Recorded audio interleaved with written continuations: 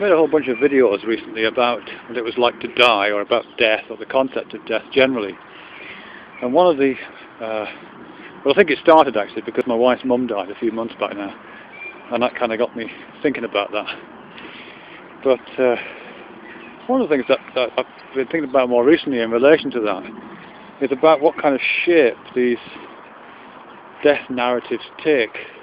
You know, in terms of conceptualizing them. I don't mean myths or stories particularly, but just what kind of schema does that kind of conceptualization of moving from life to death take? I think there's a few. I mean, some of them are kind of journey stories and so on, but the one that I keep coming back to and thinking about is this narrative to do with absorption, I guess. A story in which something kind of small and discrete and separate and individuated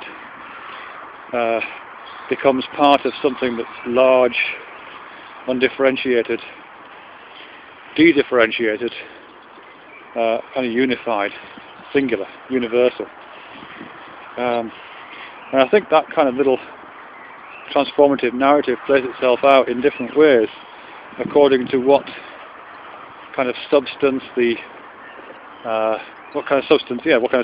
entities take, the fragment and the whole take, are conceived as taking. So one I was thinking about a while back was to do with light. It's not what I've been thinking of recently, but a lot of the narratives, the imaginary narratives around death, are to do with light. Some are to do with lights going out and light becoming part of the darkness. But the other one that features in a lot of kind of religious contexts, for example, is to do with light being absorbed by a greater light.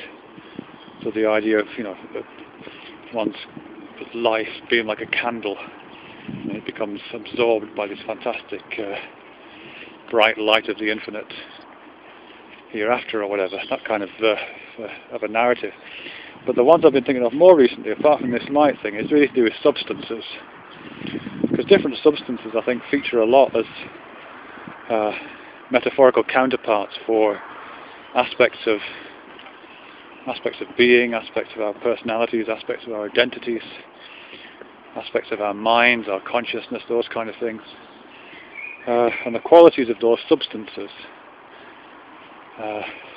when placed within this narrative of a fragment of something being absorbed by a greater whole, again has slightly different permutations, really. Different spins are placed on the narrative. So the one I've spoken about most is to do with a substance of liquid. I think when we imagine ourselves as a kind of liquid, it sounds insane, I know, but I think it does feature as part of our conceptual baggage, really. So we do think of ourselves as a kind of liquid. Then there's the progress from life to death is one in which a small amount of liquid flows into a larger body of water. And that takes overt poetic form, I think, in all the poems that are around that. And I've mentioned before Rabindranath Tagore's writings, where he talks about diving into the ocean of forms, those kind of things. But you also get it in a slightly different form, actually, something like William James, where he talks about streams of consciousness and then being transformed into de-differentiated oceanic forms of consciousness. Now, I know that isn't death, but I think our concept of death has a lot of that kind of oceanic feel to it. There's a line from a song that's about this drop of water longing for the ocean. As I say, a lot of other poems have that kind of narrative of small amounts of liquid representing our kind of, our fluid cells streaming away and eventually joining something else, some large mass somewhere downstream. And this morning, just to change the substance again, this morning I was thinking about the concept of spirit, and how spirit, on one level of conceptualization, I think, has a kind of substantial form. It's a very ephemeral, ethereal, gaseous, vaporous, volatile kind of form. We're imagining a part of ourselves, part of our part of our conception of ourselves as having that kind of volatility, and at a certain point, let's call it death, that vaporous component of ourselves, metaphorically speaking, becomes part of a greater vapour, becomes part of the kind of luminiferous ether expanding throughout the universe. Oh, you too. At least that's how I'm conceiving that. And but it's the same, broadly speaking, the same narrative of something relatively small and individuated becoming part of an aggregate, part of a unity. I think there's even a kind of substance which takes solid form. Obviously the liquid one I've spoken about, and the ethereal, almost vaporous or gaseous one I've spoken about.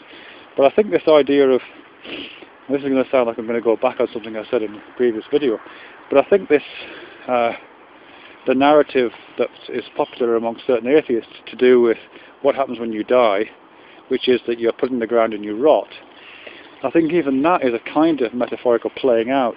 It doesn't sound metaphorical, I admit, at first sight.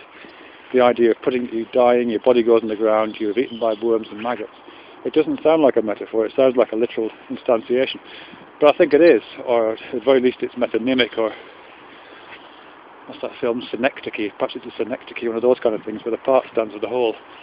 Because whatever a person is, whatever self is, whatever you are or I am, we're not our understanding of ourselves is not coterminous with our understanding of what the body is. Which isn't to say that I believe there's anything more than the body, but in terms of our understanding, they're experienced as different and differentiated. So when we experience ourselves as our body, or when we talk about our body as if it was ourself, we're using a kind of metaphor. And it's a metaphor of substance, of solidity, of too solid flesh, of this quite hard, delineated material. It doesn't flow, it stays where you put it, all that kind of stuff that meat does. But even something that's too solid, if you put it in the ground and leave it long enough, it will melt. It will be consumed by the life forms. It will become part of the ground.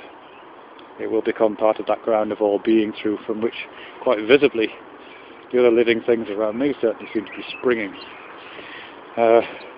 So even at that level, whilst the narrative, the apparently very, very literal, concrete, non-poetic narrative of putting corpses in the ground and letting them rot, doesn't appear to have any greater significance, I think it is also a metaphorical playing out of that same narrative associated with death, in which a small fragment of something, conceived of as some kind of a substance, is absorbed,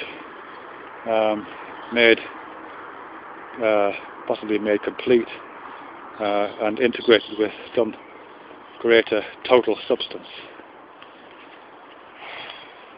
Maybe.